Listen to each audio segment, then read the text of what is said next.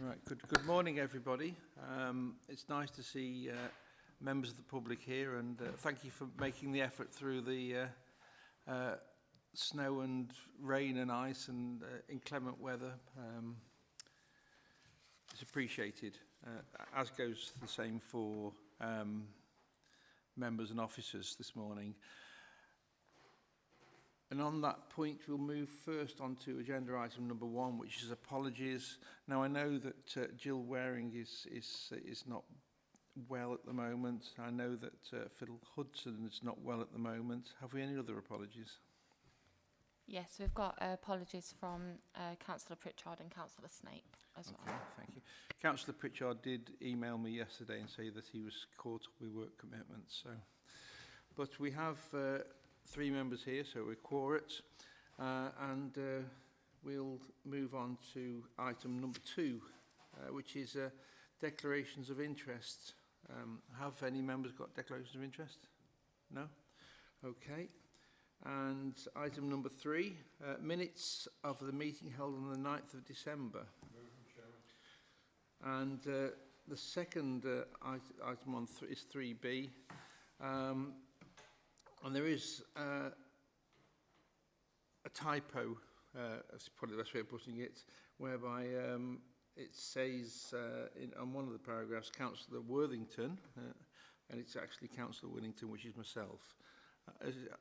Are members happy to change that? Yep. Okay, thank you. I'll sign them in a minute. And on that note, we'll move on to item number 4, please, which is S53 Wildlife and Countryside Act application for the upgrading of a public footpath number 41-84 and 0.1791, and that's Leek Frith, and I hope I've announced that properly, to a bridle way. And I understand that Laura's going to take this one. Thank you, Laura. Thank you, Chair, members. This is an application to upgrade public footpaths 0.1791, 84 and part of public footpath 41 in the Leek Frith parish to bridleway status. The line of the route can be seen at Appendix B of the report. The application was submitted based on user and historical evidence. In support of the application are 10 user evidence forms from members of the public who claim to have used the alleged route. The applicant also submitted extracts from the Peakland Roads and Trackways 2nd edition, an extract from the British History Online, and an extract from the Emmanuel Bone map dated 1749. Turning to the user evidence, for the application to be successful based on user evidence, it will have to be shown that the public have used the alleged route as of right and without interruption for a period of at least 20 years prior to the status of the route being brought into question, or that it can be inferred by the landowner's conduct that they had dedicated the route as a public right-of-way and that right-of-way had been accepted by the public. In terms of the right to use the route being brought into question, there needs to be some evidence that there has been a challenge to the use of the route.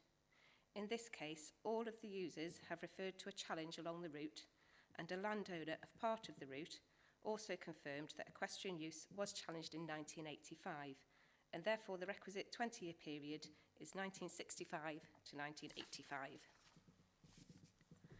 The statutory test refers to use over 20 years, and in the evidence submitted, there is no individual user who has used the route for the requisite 20-year period. Whilst it may be possible to combine 3 of the user evidence forms, this would only equate to 1 user who would use the route for the requisite 20-year period, which would still not be strong enough to support the claim. 3 of the claims from users A, B and H are not admissible in this case, as detailed within the report. User A was a former tenant and owner of the land over which part of the route runs, and users B and H used the route for work purposes, which is not compliant with the relevant legal tests. Of the remaining 7 users, they indicate that they have used the route on horseback, which is consistent with the way being claimed, and these statements do offer a degree of information about the use of the way, and this is some evidence of reputation of the route being used as a bridleway. The frequency of the use, however, is considered sporadic, and therefore it may not be sufficient to bring home to a landowner that a right is being asserted over their land. The use also needs to be considered under common law. The user needs to prove that the landowner dedicated the route, and that use does not need to be for 20 years. In this case, as user A was a tenant and owner of part of the land over which part of the route runs, and has stated within their report that they knew the people using the route, again, this is not compliant with the relevant legal test, and it is suggestive of permissive use, and users must not have permission to use the route, whether express or implied. In this case, other landowners along the entirety of the route have taken steps to prevent members of the public accessing the route on or horseback to rebut the statutory presumption of dedication. This would indicate that there was no intention by all the landowners along the entirety of the route to dedicate the route for use by horse riders. Overall, your officers consider that there is simply not enough evidence of use to support the claim that the path is a bridleway. The landowner evidence forms returned indicate that Peak District National Park, who owned part of the land over which part of the route runs, obstructed the route for equestrian use in 1985. However, they removed the obstruction in 2002. This can be seen at Appendix N. The fact that the obstruction was removed in 2002 is not relevant to the claim, as this falls outside the relevant 20-year period. The current landowner, Stafford Wildlife Trust, do not recognise bridleway status over the route in question. As confirmed within the report, the landowner was not consulted, another landowner was not consulted in 2001, however, was consulted in 2019 and returned an email opposing to the upgrade. This email is attached to the report at Appendix P. When considering the historical evidence, the applicant submitted a number of pieces of documentary evidence. One of these pieces of evidence was an extract of the Peakland Roads and Trackways 2nd edition, which provides a photograph of a route with an explanation pertaining to that photograph. Unfortunately, very little can be gleaned from this evidence, and it does not provide any legal weight to the application. An extract from British History Online refers to a pre-turnpike road in the general area of the claimed route in question. However, there is no map to accompany the document, and it does not suggest the status of the route or the nature of any rights that may have existed over the route. Finally, the Emmanuel Bowen map extract dated 1749 again provides evidence of a route on the ground in the general area at the time. However, the nature of any rights over the route cannot be determined from this evidence, and therefore adds little probity to the application. Your officers obtained the parish survey cards in relation to all 3 footpaths, as referred to in the report, and from the evidence discovered, there is nothing to suggest that there were ever any higher rights over those footpaths over all 3 routes. Upon circulation of the report, comments were received on Wednesday of this week from a representative of the applicant. A copy of these comments were circulated to members at the earliest convenience, being yesterday. The representative did not agree with the officer's recommendation to reject the application, and the comments were made in relation to your officer's interpretation of the evidence provided. Whilst the representative comments are noted and cannot be dismissed, your officers have reflected upon those comments. However, there has been no additional evidence submitted in support of the application for consideration. In relation to the comments, your officers confirmed that both the common law and the statutory test need to be considered under statute when considering applications based on user evidence. As confirmed within the report, users A, B and H are not admissible in relation to the application due to the reasons addressed in the report and earlier in the presentation. User I has not specified the dates of usage, and therefore officers cannot make assumptions regarding their use of the route. Your officers have considered the evidence available to them within the user evidence forms provided. Your officers consider that it is noteworthy that users C and D are from the same abode. For successful applications, evidence should show use by the public at large and not limited to a particular class of persons. Your officers considered that this is relevant to the claim. The representative made reference to the landowner response form and the removed obstruction in 2002. However, as stated, the obstruction was removed in 2002 and therefore is not relevant to the claim, as this falls outside the relevant 20-year period, the period of which the representative had concurred. With regards to the historical evidence and the reference made within the representative comments, All the historical evidence was appended to the report and available for members of the panel to view, and therefore it was not considered necessary to quote the entire passage within the body of the report. In terms of the documentary evidence provided, it is not on its own proof of existence of any public rights over the nature of such rights along the existing footpaths. When all the evidence is considered together, these comments do not have any impact on the findings and the report. It is still not supportive of bridleway rights over the existing footpaths, and therefore your officer's recommendation stands. The relevant legal test in this section is 53(3)(c)(2) under the Wildlife and Countryside Act. That is, where on the balance of probabilities, the route should be shown on the definitive map and statement with a different description. That is, whether the route should be upgraded to bridleway status. It is your officer's opinion that that legal test is not satisfied.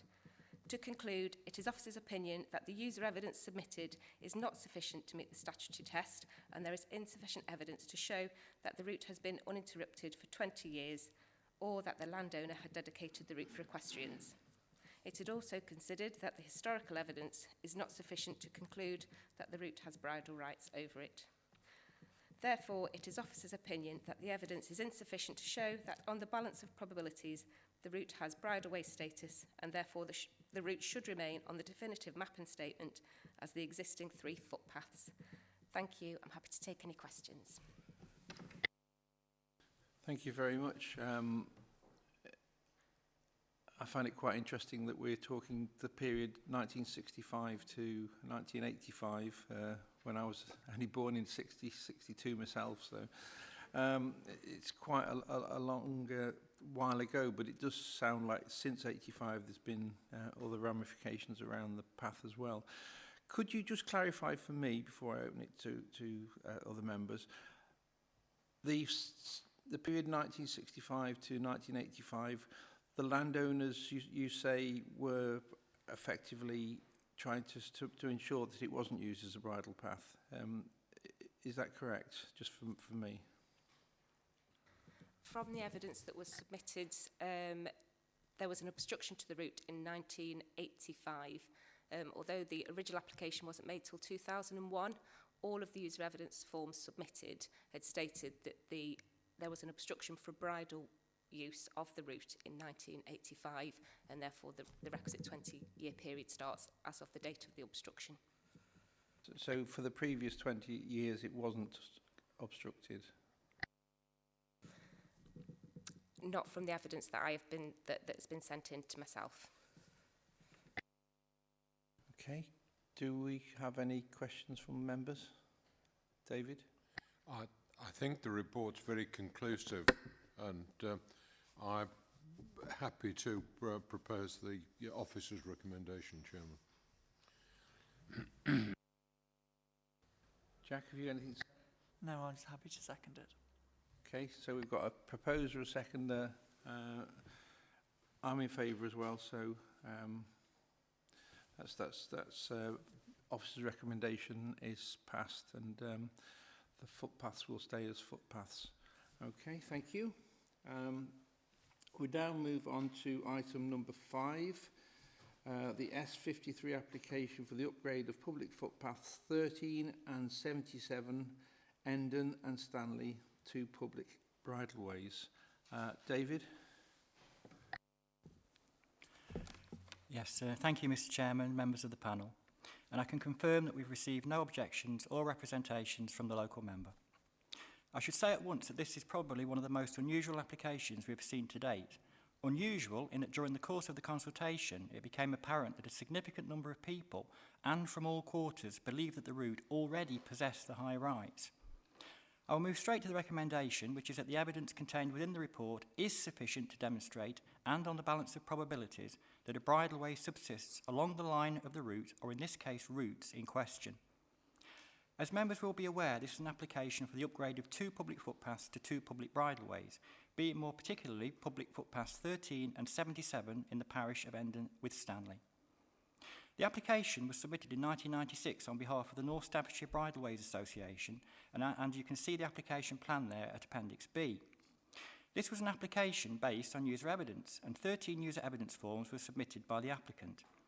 These came from 12 individual users, one choosing to split the evidence into 2 separate forms. These, Mr. Chairman, can be found at Appendix C. In addition, 7 letters of support were submitted by the applicant, and these very much mirrored the comments received during the circulation of the draft report. This clearly indicates that the position hasn't changed since 1996, and all 7 letters can be found at Appendix D. A copy of the 1836 Ordnance Survey map was also submitted to support the claim, although in this application it has very little value, as the case is built and proved on user evidence. It's not that we dismiss the OS plan altogether, although it merely constitutes a piece of weak historical evidence against a tome of stronger user evidence. Your office has received a total of 16 landowner response forms, which can be seen at Appendix G, and again an exposition of these is given very fully in the report.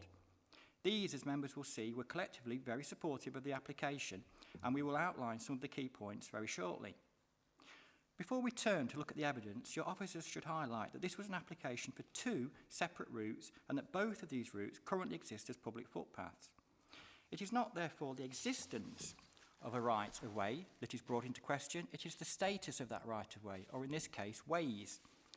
As there has never been any kind of challenge on the route, the relevant period was calculated as running from 1975 to 1995, that is retrospectively from the year prior to the date of the application itself. This was because most of the submitted evidence covered this particular period of time. Taking the evidence together, it can be seen that the 2 alleged routes appear to have formed part of a larger route linking into other bridleways and highways in the area. This was immediately apparent from the user evidence forms, which nearly all considered the routes together, and from the landowner response forms that indicated this had been part of an ancient and continuous route to Burslem. An exposition of the user evidence forms reveals that 11 of the 12 users were accessing the alleged route on horseback, and only 6 of these were also accessing it on foot. In other words, most of the use for most of the time was on horseback. This predilection for equestrian use is obvious throughout the evidence and is supported throughout the application. Indeed, the presumption exists that the route already has the status of a public bridleway. This can be seen at point 52 of the report, which clearly states it has always been a bridle path. Not only this, it appears to have been part of a circular route used by Endon Riding School. The frequency of use is also notable and significant enough to have been brought to the attention of any landowner. It was used on an almost daily basis, and it would seem consistently so throughout the evidence.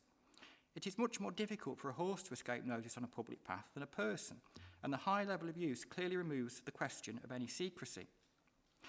At point 57 of the report, your officers state that there is near perfect consistency in the evidence, and this can be seen in both the user and landowner response forms, which, as panel members will be aware, is a somewhat unusual, if not unique position, and one which we see very rarely in these matters. Turning to the important question of obstructions along the route, it can be seen from the evidence that both paths enjoyed open access throughout the relevant 20-year period. Clearly, it would have been impossible for a horse to navigate a stile or barrier, and their presence, therefore, would only have contradicted the evidence. Again, the same applies to prohibitive signage, and although in theory notices could have been erected against equine use, this was never the case, nor were any permissions ever granted. Taking all of the above together, we can therefore say with some certainty that the alleged route has been used without secrecy, force or permission throughout the relevant period, and that this use has been as of right. Turning to the landowner response forms, which members will see between points 68 and 82 of the report, we find further supportive evidence that the belief was that the routes are already public bridleways. Altogether, 16 landowner response forms were received in which both of the routes were considered together. Again, the landowner responses support, if not confirm, the details given in the user evidence forms. They testify to exactly the same things, and there is absolutely no disparity between them. There is no reference to any signage, challenge, permission or obstruction, and in fact they actually testify against these things. One of the primary landowners even went on to state that they believed the route was part of a pack saddle path for merchants carrying goods from Burslem. This clearly suggests it has a long history of equine use, a belief held by a number of respondents.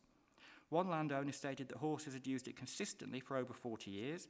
Another replied saying, "I just know there has always been a bridle path here and I was born here." Based on the respondent's date of birth, it could be inferred that the word always constituted over 80 years of use, including the full term of the relevant period. The landowners agreed that the alleged route was, and always had been, a bridleway, and that their only concern was the number of motor vehicles accessing the northernmost section of the route might increase. That is public footpath 77, which is contiguous with Stony Lane. Turning to the letters which were sent to the applicant in support of the claim, there were 7 received in total, 4 at the time of the original application and 3 arriving later. Each of these strongly supported the existence of a bridleway along the route. One such letter stated that there had been unhindered access to pedestrians, horse riders and vehicles for 30 years. Another that horse riders had been using the route frequently since the early 1930s, adding that they had always understood it to be a bridleway. Another states that they had seen riders using the lane frequently, while a further letter indicated that the southernmost section of the route, namely public footpath 13, had been used by the Endon Riding School on an almost daily basis. Another statement refers to the route as being precisely a bridleway and used very much by horse riders, who, it continued, still use it. It is important to point out that these letters came from the adjoining landowners and not from the users themselves. Turning to the statutory consultees, your officers can confirm that Staffordshire Moorlands District Council supported the application and the Ramblers Association did not. The Ramblers, who had initially supported it, had changed their stance due to alleged health and safety concerns on the northernmost section of the route. A newly made-up area of tarmac had been highlighted as a potential safety hazard due to the steep gradient and slippy metal surface. Although this point is noted, safety concerns are not matters that can be considered by this tribunal of fact, and as such must be disregarded. If, however, the application were to be successful, then our colleagues in Rights of Way would be able to advise on how these safety concerns could be mitigated. Turning now to the line of the route, we can see, and perhaps inevitably so, that this has been consistent throughout the relevant period, although one would probably expect this to be the case, given that the 2 routes follow the lines of 2 existing rights of way. Following the circulation of the draft report, several landowners commented, and in summation, when taking all the evidence together, we find a somewhat replete and consistent case where unusually the user evidence and the landowner evidence supports each other, not tentatively so, but absolutely. No case has been made out for any higher rights and none have come to light. Everything, everywhere supports the claim, and as such, officers can do no more than to recommend that the application be accepted on the balance of probabilities, and that the route, in this case, which comprises 2 existing public footpaths, should be upgraded to public bridleway status.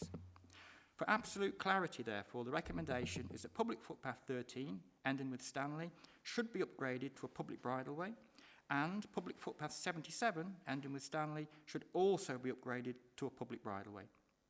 Your officers further recommend that the minimum widths of the routes should be set at 3 metres in respect of public footpath 77 and 2 metres in respect of public footpath 13, these being the standard minimum widths in each respective case. Thank you, Mr. Chairman. I'm happy to take any questions. Thank you for an easy report, really, for the officer on that one. Just one thing that not bothers me, but just a little bit of clarification as chair. One of the local landowners did mention vehicles, and I think there was another somewhere within the report again. It was mentioned vehicles. Just reassure me that this is an application to a bridleway, not a boat. Boats. Can you just explain what I forgot what the proper terminology was on boat? But do say just. As I say, confirm that it's not, and whether we perhaps ought to put that in the recommendation, in the when we come to the recommendation.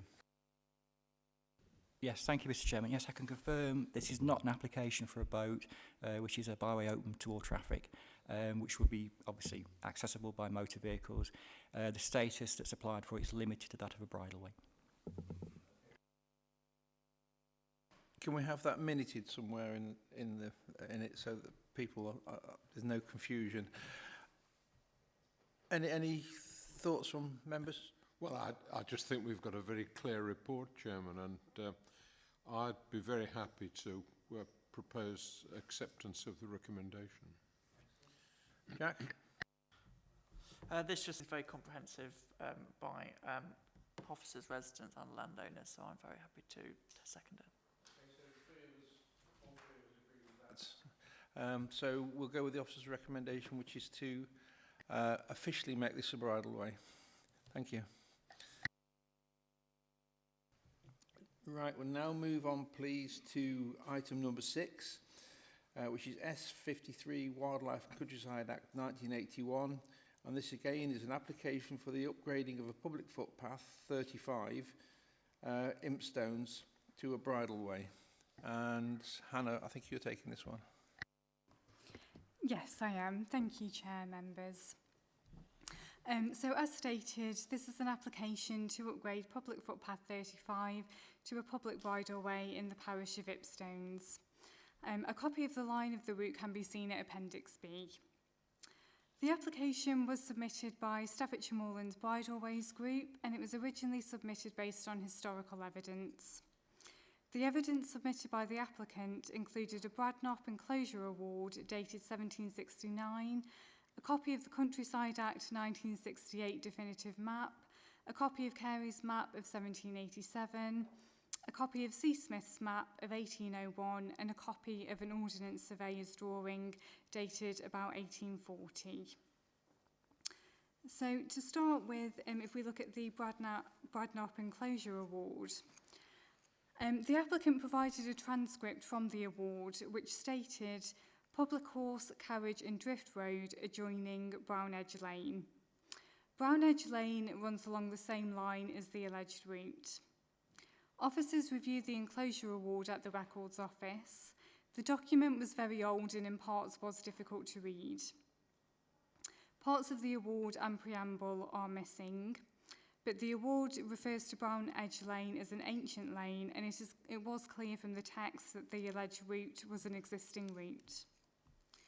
There was nothing clear from the text of the award to identify the specific nature of the rights over Brown Edge Lane, but the fact that the route is referred to as connecting to a public horse, carriage and drift road is suggestive that Brown Edge Lane would have had the same or similar rights over it, although it could be argued that this evidence on its own is not enough to show on the balance of probabilities that the route had bridle rights specifically over it. When looking at the Ordnance Surveyor's drawing map, this does show the physical existence of the route, but it does not provide any evidence as to the status or nature of any rights over the alleged route. The purpose of Ordnance Survey maps was to show physical features on the ground. They do not distinguish between public or private rights of way. When considering the Carey's map and the C. Smith's map, both of these maps do show the physical existence of the route and the route being depicted as Brown Edge Lane. But again, they do not provide any evidence as to the nature of the rights over the alleged route. The maps only provide evidence of the physical existence of the way, which is not in dispute as it has already been proven that the route exists as it is an existing public footpath. When considering the Countryside Act 1968 definitive map, this again shows the entire length of the route as a single dashed line with arrows along the route, therefore depicting the route as a road used as a public path. In light of this, officers obtained a copy of the parish survey card for public footpath 35. The path symbol on the card for the route appears to be RP, confirming that the route was classed as a road used as a public path. There was nothing in the text of the description of the route to indicate how the route was being used. The definition for a RUP at the time was a highway other than a public path used by the public mainly for the purposes for which footpaths or bridleways are so used. Even with these classifications, the types of rights appertaining were not easily identifiable. The notation could just well have been a descriptive term for the path's appearance rather than any specific reference to any public rights enjoyed over the route. Therefore, because the classification was considered to be unsatisfactory, it was addressed in the 1968 Countryside Act, which stated that all RUPs should be reclassified as either a footpath, a bridleway, or a new category byway open to all traffic. The County Council prepared its first definitive map in 1968, and it would appear that at the time of this review, the alleged route was deemed to be a footpath, and no evidence has been put forward that this classification was objected to. As a result of the Hood case, it was understood that routes classified as RUPs could not be reclassified as having public rights lower than a bridleway. However, the case of Trevelyan showed that the contention that a reclassified RUP would support evidence of actual bridal rights is on its own insufficient. The relevance of the fact that a way was previously shown as a RUP does not mean that the route should be automatically upgraded to a bridal way. Therefore, there needs to be an evaluation of all evidence to determine the exact nature of any rights over a route. Therefore, even though the route is shown on the definitive map to be a road used as a public path, this does not automatically mean that the route has bridle way status. When considering other evidence, to date, no evidence or comments have been provided by any landowner affected by the application route. The Peak and Northern Footpath Society did respond to the application on initial consultation, and they advised that they had no evidence to provide in relation to the application route. However, they would not object to the upgrading of Public Footpath 35. The Byways and Bridleways Trust also responded to the application, stating that they supported the application. Following circulation of the draft report, comments were received from Staffordshire Moorlands Bridleways Group objecting to the recommendation in the report. They disagree with officers' interpretation of the enclosure award. They are of the opinion that the description of the route as an ancient lane and the fact that it connects to a public horse carriage and drift road is evidence that the route is significantly likely to have had the same status, and therefore the route should be at least upgraded to a public bridle way. They also refer to several old maps which they are of the opinion shows the route with rights over it higher than a footpath. They also, following circulation of the report, submitted user evidence in the form of 5 user evidence forms from members of the public claiming to have used the alleged route on horseback in excess of 20 years. The evidence of use ranges from 1976 to 2022. The user evidence has been assessed and evaluated against the relevant tests. So Section 31 of the Highways Act 1980 sets out the tests that must be satisfied under statute for a way to become a public highway through usage by the public. So for the application to be successful based on user evidence, it will have to be shown that the public have used the alleged route as of right and without interruption for a period of at least 20 years prior to the status of the route being brought into question, or that it can be inferred by the landowner's conduct that they had actually dedicated the route as a public right-of-way and the right-of-way had been accepted by the public.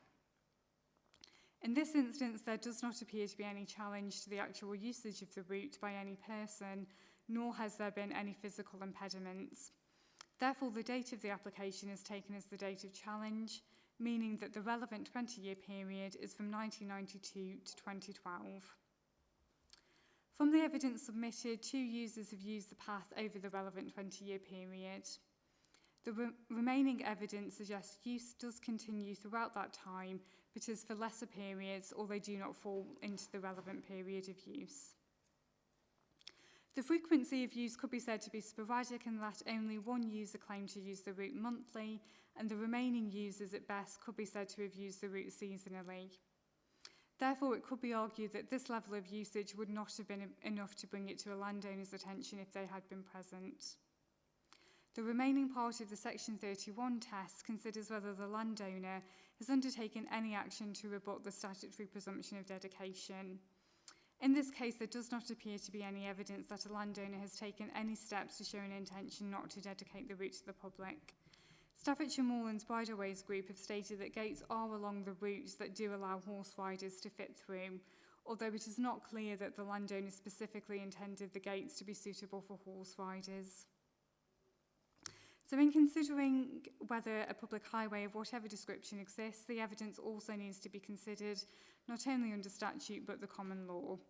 The number of years the route has been used is sufficient in that all the users claim to have used the route in excess of 20 years, but the number of users who have used the route is low and therefore is unlikely to have been enough to bring it home to a landowner that a right was being asserted across their land. Therefore, overall, it is officers' opinion that the user evidence is not sufficient to pass either the statutory law or common law tests based on the balance of probabilities. In addition, the applicant also disagreed with officers' interpretation regarding the path symbol shown on the parish survey card. The applicant believes the symbol to be CRF and not RP. On review of the parish survey card, it appears that there is a letter C which does appear to have been crossed out, and therefore the remaining two letters are RP. It is possible that the P was originally an F but then was subsequently changed to a P. But unfortunately that's not conclusive or 100% clear. The description for the acronym CRF and CRB are not dissimilar to the description of a RUP, as both definitions refer to ways that could be used by vehicles but were mainly used as footpaths or bridleways.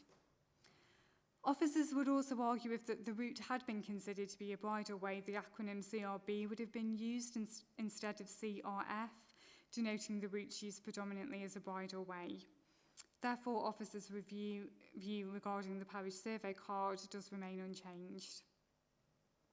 So in considering the relevant legal test to apply in this case, the burden is on the applicant to show, on the balance of probabilities, that it is more likely than not that the current classification of the route as a public footpath is wrong.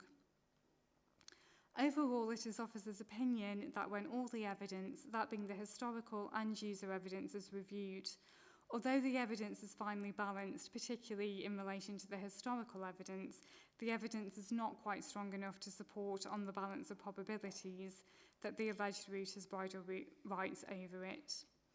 Therefore, it is officers' recommendation that the application be rejected. Thank you, and I'm happy to take any questions. Thank you, Hannah. I've got one or two questions before we throw it open, if that's okay, which obviously is okay. Could you remind me, has the local member been spoken to or responded, and also the parish council? So yes, both the council and the parish council have been consulted about the application. They were sent a copy of the report, but no comments were received back. Either? No, not to Okay. date.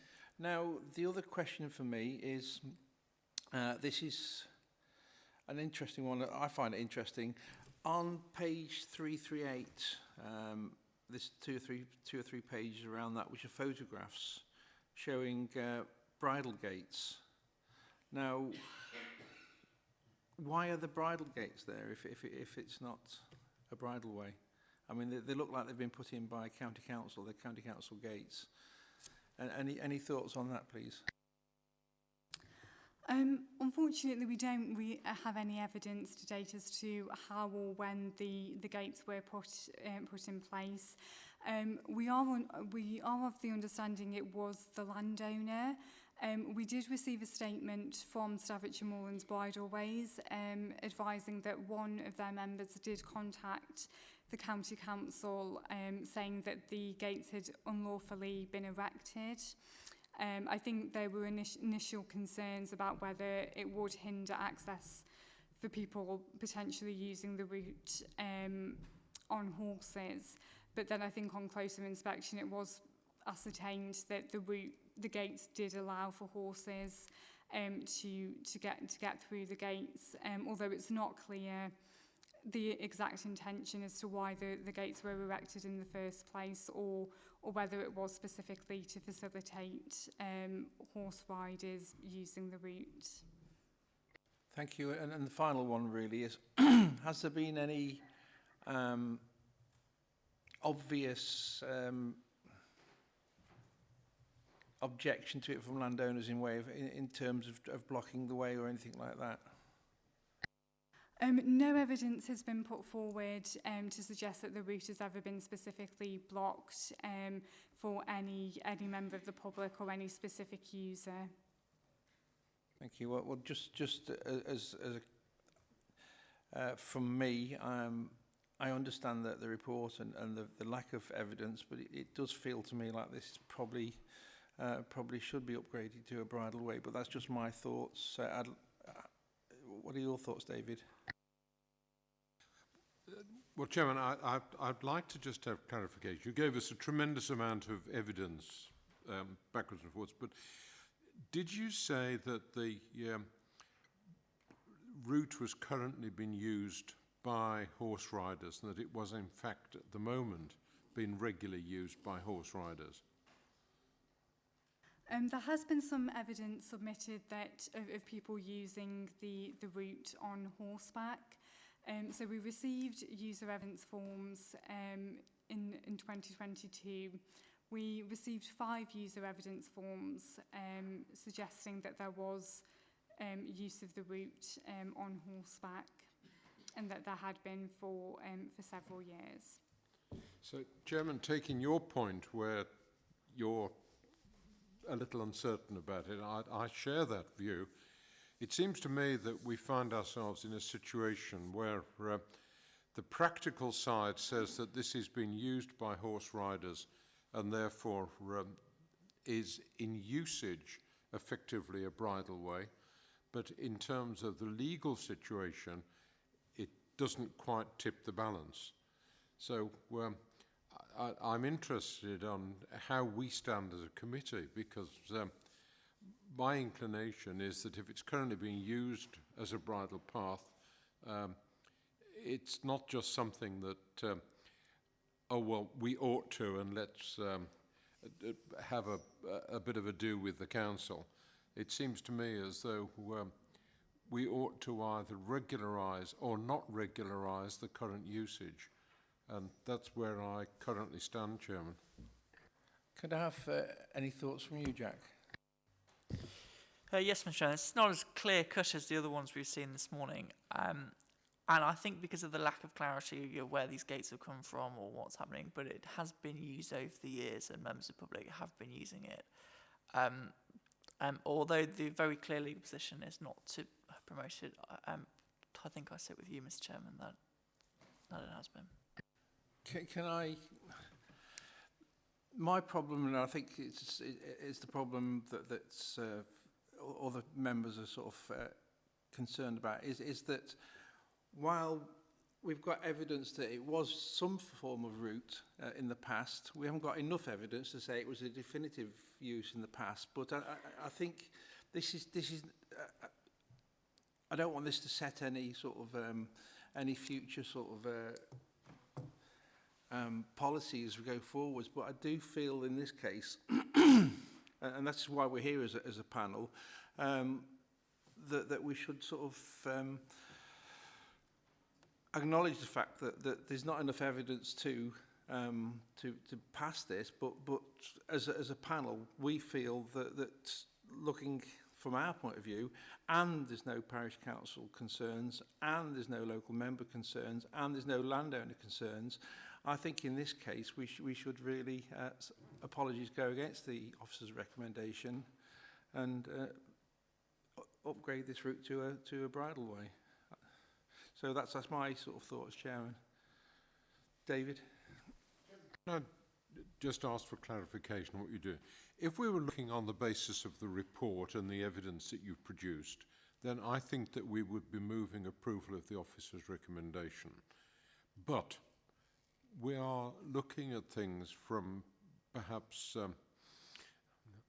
it would be unfair to say a common sense view, but we're looking at it from what is a sensible thing to do as opposed to what we're required to do legally.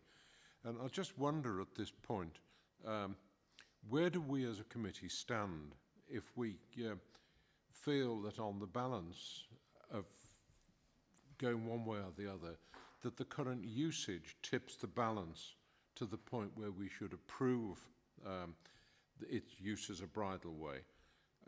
Where do we stand as a committee as far as that's concerned? Where does it stand as far as your report's concerned if we don't accept that? So our job as officers is to review the applications, to review all of the evidence and to put a report to put before members in relation to the application. It is for members to draw their own conclusions from the evidence and their own interpretation of the evidence. The recommendation put forward in the report is just a recommendation, so it is for members to make their own decision as to whether they agree to the recommendation or whether they don't. as I say, from an office point of view, we just look at the evidence independently and apply the relevant legal tests and then put that to members for your decision and interpretation as well. Like to propose that we recognise the officer's report, but that on the balance of usage, we are tipped on a finely balanced recommendation to approve the bridle way and to not accept the officer's report.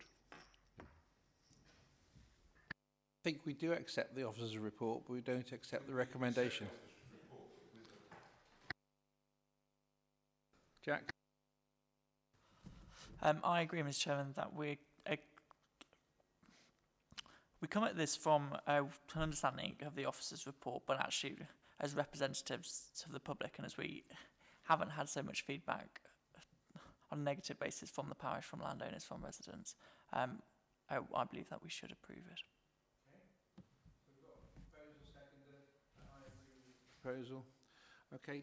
Apologies, Hannah, we're not taking your recommendation this time, and we agree that, or we propose that this is upgraded to a bridle way, nothing else, not a rop or not a boat or anything, just a bridle way.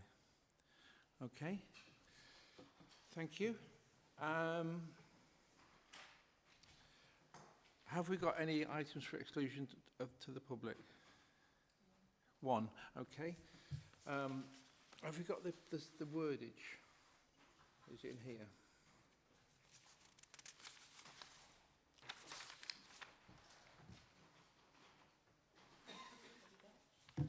No, I haven't. Oh, great, thank you. Okay, so it's resolved that the public be excluded from the meeting for the following items of business which involve the likely disclosure of exempt information as defined in the paragraphs of Part 1 of Schedule 12A, brackets, as amended, of the Local Government Act 1972 indicated below. Thank you.